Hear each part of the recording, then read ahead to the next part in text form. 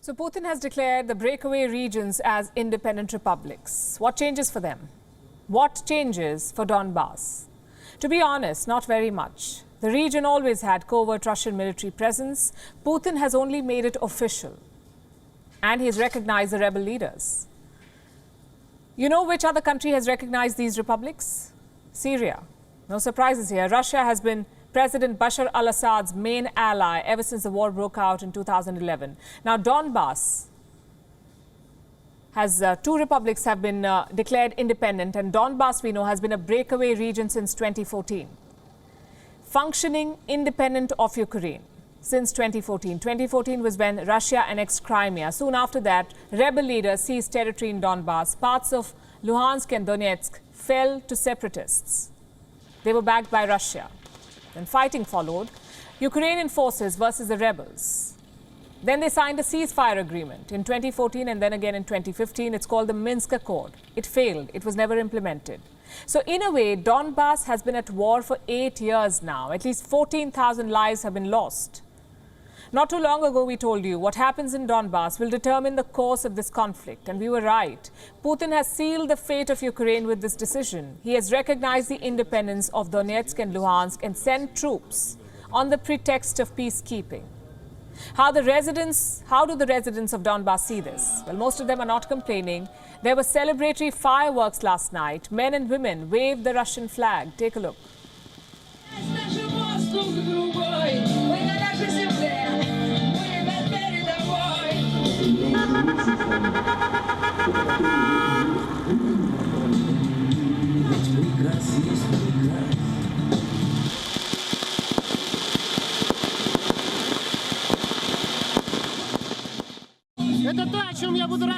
This is what I will tell my children, which I have plenty.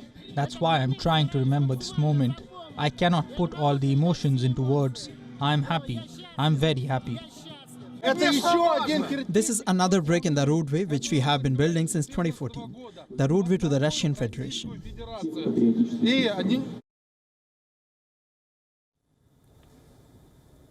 You see, a majority of Donbas residents support Russia. They sympathize with Russia, and the reason goes beyond geographical proximity.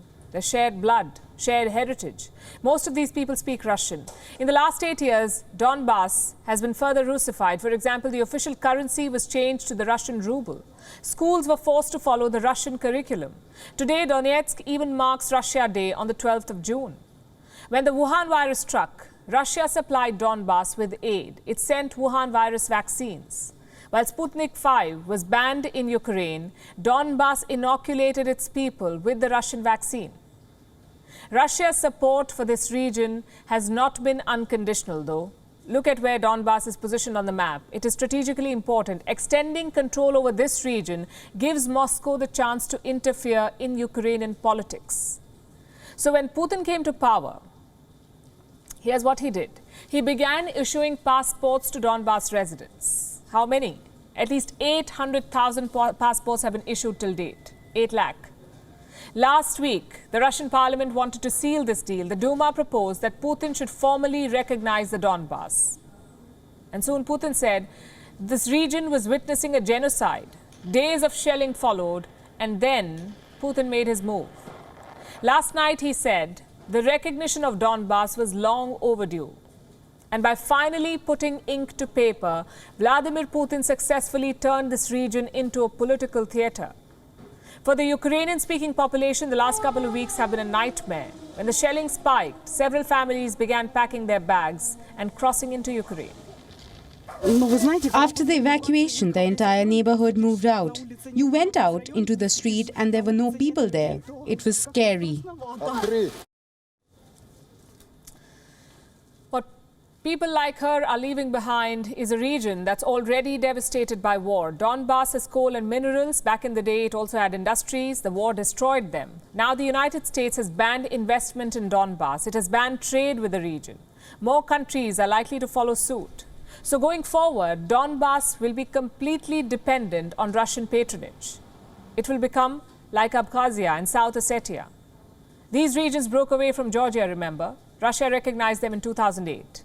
Only 4 other countries did: Syria, Nauru, Venezuela and Nicaragua, all Russian allies. Today, Abkhazia and South Ossetia stand isolated. They're barred from joining international trade regimes or doing formal trade, and this could be the fate of Donbas. Its rebel leaders do not have a plan B, really. Building an army is their top priority. They've called on the youth to join compulsory military service. WION is now available in your country. Download the app now and get all the news on the move.